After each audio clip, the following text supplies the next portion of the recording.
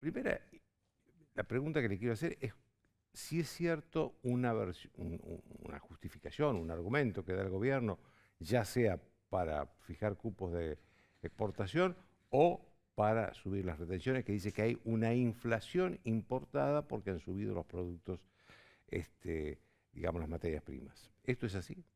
Mire, lo que ha pasado acá, por supuesto que hay un incremento de las materias primas a nivel internacional, recién lo decía Carlos Melconian. Ahora, el tema es el siguiente. El gobierno aplica una receta que es, digamos, errónea desde el punto de vista conceptual. ¿Por qué? Porque el promedio, para usted bajar el valor de un producto, tiene que bajar el producto en góndola. Los productos agropecuarios primarios no significan, en el mayor de los casos, más del 20% de ese valor en En góndola. góndola. Entonces, por citar un caso del trigo, usted toma el trigo hoy en un pan de 150, 170 pesos, más o menos anda en 24 pesos, lo que significaría el trigo dentro de la Mm. harina, ¿no es Ujú. cierto? Entonces usted dice, bueno, le voy a sacar 4 pesos o 5 pesos, que es el 20%, en una retención, por imaginar. Eso mueve acá abajo y no mueve arriba. Yo soy contador, de números es muy fácil hacerlo, es un tema matemático, claro.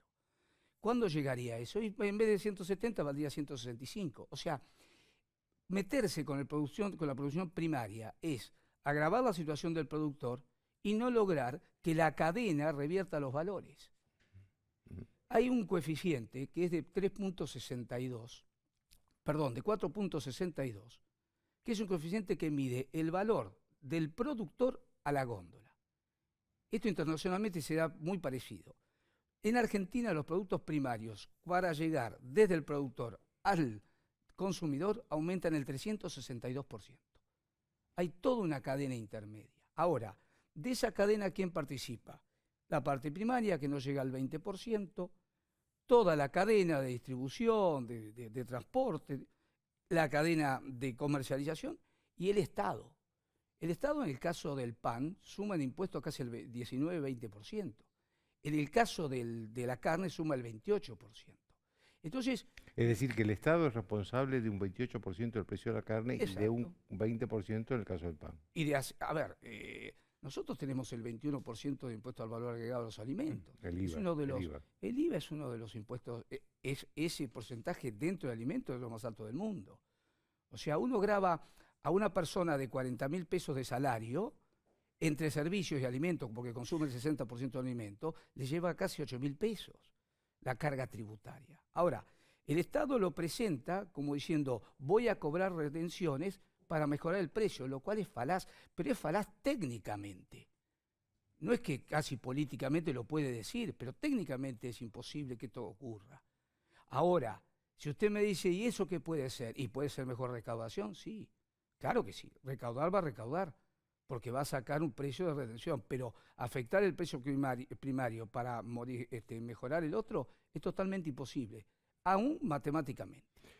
Chemes, la otra pregunta que quiero hacerles es que el presidente dijo en un reportaje que él les ha pedido a ustedes, a los dirigentes, un plan para que él no se vea obligado, un plan para bajar el precio de los alimentos, para que él no se vea obligado a tener que subir las retenciones o fijar cupos de exportación. ¿Esto es así? ¿Ustedes han recibido un pedido del presidente para esto? No, No, de ninguna manera, Joaquín. Buenas noches, antes que nada, y buenas noches, Horacio, también. hola, No hemos recibido ninguna solicitud. Sí ha ocurrido que desde el 23 de diciembre del 2019, cuando tuvimos la reunión con el presidente, le entregamos un documento de 14 puntos donde especificamos claramente qué es lo que necesita el campo para salir adelante y obviamente para crecer, que es fundamental en este país. También Federación Agraria ha tenido una reunión con el ministro Arroyo, donde le acercó una propuesta de reducción del IVA, como recién Horacio claramente lo estipulaba, porque consideramos que es un impuesto que pesa fuerte sobre el producto final. Pero no hemos tenido ningún pedido por parte del gobierno de ninguna idea o ninguna propuesta que estén esperando de parte nuestra. Ustedes están, si el presidente en la entrevista esta que van a tener, que es una reunión del miércoles, le pide a ustedes ese plan, ¿están en condiciones de hacerlo? Sí, los Sí, 14 por puntos, supuesto. por supuesto, los 14 puntos se habían complementado y ya estamos en condiciones de aportar eso y otros elementos más también, indudablemente.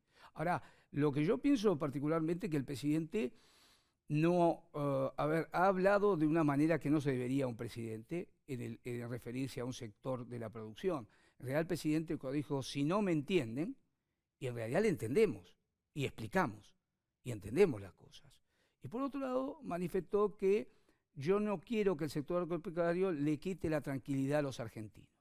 Realmente es violento la manera, esa dialéctica es violenta en el sentido de decir, ustedes le quitan la tranquilidad a los argentinos. ¿Eso fue una agresión para ustedes? Yo creo que no corresponde a un presidente calificar hacia un sector porque está poniendo argentinos con argentinos. Pues si usted me dice, Joaquín, que yo lo estoy a usted intranquilizando, estoy haciendo una acción que no corresponde. El productor está produciendo, no tiene ganas de intranquilizar. Acá lo que intranquiliza es la inflación y los problemas de salud que no se resuelven. Pero no es el productor el responsable de intranquilizar a nadie, al contrario, el productor durante toda la pandemia ha tranquilizado mucho produciendo todos los días y abasteciendo de alimentos como en otros países no pasó. Entonces, que nos diga de esa manera me parece que no son palabras que correspondan para dirigirse a un sector que lo que ha hecho hasta el momento es producir, porque de hecho el sector agropecuario no vive para pelearse con el gobierno. Usted no agarra a un productor común y le dice vamos hoy a pelearnos con el gobierno, no. El productor lo que quiere es salir a trabajar todas las mañanas e inclusive lo que quiere es que el gobierno haga un plan, como se decía, donde él se pueda mantener dentro del plan y trabajar. Pero no hay una actitud nuestra de ninguna manera siempre belicosa de ir contra el gobierno, de ninguna manera. Ahora, si todos los días nos desayunamos con algo novedoso, como cerramos dos leyes como la que de Máximo Kirchner, después nos suspenden la exportación de maíz y ahora hablan de retenciones, claro, por supuesto que hay un estado de inestabilidad y de angustia en el productor, pero no por una pelea en el gobierno. Entonces creo que denostarnos a nosotros no sirve.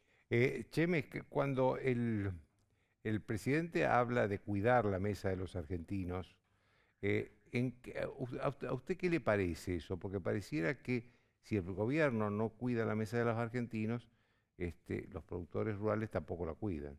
¿Qué impresión, qué deducción saca de eso? Mire, históricamente en la Argentina nunca faltaron alimentos y nunca existió ningún indicio de desabastecimiento de alimentos para la mesa de los argentinos. Yo creo que no hay ningún tipo le diría, de señal tampoco para que esto ocurra. Inclusive es un país que siempre ha estado con producciones muy importantes y con sobrantes como para poder exportar por encima de las necesidades del país. Yo creo que el uso de este eslogan del abastecimiento de la mesa de los argentinos responde pura y exclusivamente a una cuestión ideológica y a una cuestión política y hasta una cuestión de marketing político de sentir o hacer sentir a la población de que el gobierno los respalda, que el gobierno los cuida. Y la realidad es que no es que el gobierno los cuida. El sector agropecuario yo creo que está cuidando al país y de hecho lo ha demostrado durante este año que en plena pandemia, por suerte hemos podido trabajar y abastecer de alimentos a toda la población, que no es poca cosa para los momentos que vivimos. Vuelvo a insistir, creo que es un eslogan que se utiliza para un uso político, ideológico o como se quiera llamar. Salaverry, ¿es ideológico o es una necesidad también de captar dólares económica? Pero claramente, mire, el tema de la retención, como lo explicaba yo técnicamente, el tema de la retención no va a bajar el precio final del producto si no se ajusta a toda la cadena y se bajan los impuestos. Esto es muy simple, matemáticamente comprobable. Ahora, si yo insisto en eso, ¿por qué insisto? Porque lo que necesito es cobrar. Porque aún si fuera así, yo la plata que usé y bajé el precio la tendría que devolver. Nunca la devolvió el gobierno. A ver, recién Carlos Melconian decía que el gobierno tiene buenas noticias. Yo le voy a dar una noticia más, una buena noticia para el gobierno. Una muy buena noticia que es producto del sector agropecuario. El gobierno, cuando habla de que el sector de alguna manera se enriquece o usufructa los valores internacionales de la mercadería, el gobierno es socio nuestro. El gobierno este año, con la evaluación de la soja de 410 a 510, del maíz de 200 a 240, va a percibir entre 1.500 y 2.000 millones de dólares más, lo cual no es poca cosa. Por las retenciones. Exactamente, o sea, el beneficio no lo manifiesta tampoco. Habla tal vez del pecado de ese aumento, pero el pecado de ese aumento. Ahora, pensar que es un pecado, con un momento alguna legisladora lo dijo, el pecado de la exportación, es irracional en el sentido, si yo vendo caramelo y aumenta el precio de los caramelos y la demanda de caramelo, pues yo estoy contento. Resulta que suben los precios para los cuales nosotros tenemos que vender, cobrar los dólares que hace falta, que inclusive en las jornadas que se hacen en Jonagro, al cual las armas CRA a través de Jorge Chemes, el ministro Culfa dijo que necesitaba el sector por la capacidad de generación de divisas. El sector agropecuario genera más de 36.000 a 38.000 millones de dólares de divisas al país. Ahora, uno sorprende cuando se habla de eso como una cuestión pecaminosa. Y el productor que goza de eso. Y el gobierno que va a gozar de 2.000 millones de dólares, que posiblemente le servirían, como decía Carlos Melconian, tal vez repartiendo los 2.000 millones en subsidios a los alimentos, algo que nosotros no estamos de acuerdo en la cuestión de los subsidios, pero es algo que puede hacer con una recaudación que el campo y el beneficio de los precios internacionales le ha dado. Sin embargo, eso no se demuestra como algo positivo, es increíble. Chemes, hay otro argumento del gobierno que dice que en realidad ustedes están cobrando en dólares por los precios internacionales, porque venden la materia prima afuera, y no trabajan en dólares. Y por lo tanto, digamos, tendrían que bajarle el precio al mercado interno. ¿Esto es así? ¿Ustedes cobran en dólares pero no trabajan en dólares? No, absolutamente todo lo contrario, Joaquín. En realidad, cuando nosotros primero que no exportamos, sino que exportan los exportadores a quienes nosotros le vendemos nuestra producción. Cuando se produce la venta y vienen los dólares, el primero que tiene contacto con los dólares es el Estado, no nosotros. A través de los exportadores son ellos los que generan el acto administrativo. A partir de ahí, al productor le llega no dólares, sino la conversión a pesos, pero también después de descontados las retenciones y los impuestos. Por ejemplo, el dólar al que nosotros hoy estamos vendiendo nuestra producción termina resultando, una vez sacado retenciones e impuestos, una cifra aproximada de los 60 pesos. Pero cuando vamos a comprar los insumos... Es decir que, perdón, Chemes, es decir que ustedes, para ustedes el dólar cuesta 60 pesos, y le pagan 60 pesos por dólar. ¿Esto es así? Exactamente. Claro, no tiene nada que ver con el precio del dólar real. Obviamente. Y lo peor es que cuando tenemos que adquirir los insumos que utilizamos, están convertidos en base a valor de dólar paralelo. A pesar de que digan que los importadores ingresan los productos a valor del dólar oficial, lo cual es verdad, pero cuando sigue todo el trámite y llega al mostrador, tiene una sobrecarga de todo el resto de los gastos que tienen comerciales. Y si yo no me quejo ante el comprador por la conversión de ese dólar, obviamente el vendedor me dice, anda, busca los dólares billete y tráemelo. Y eso no lo podemos hacer, porque realmente tenemos que entrar en el mercado paralelo para poder adquirir esos dólares y terminamos pagando un dólar de 150 pesos. Esa es justamente esa diferencia cambiaria al que nosotros insistimos y queremos que en el mensaje que transmite el Estado hacia la población realmente se sea claro, porque si no la gente lo que cree es que nosotros vendemos el grano y vamos al banco y nos entregan los dólares billetes.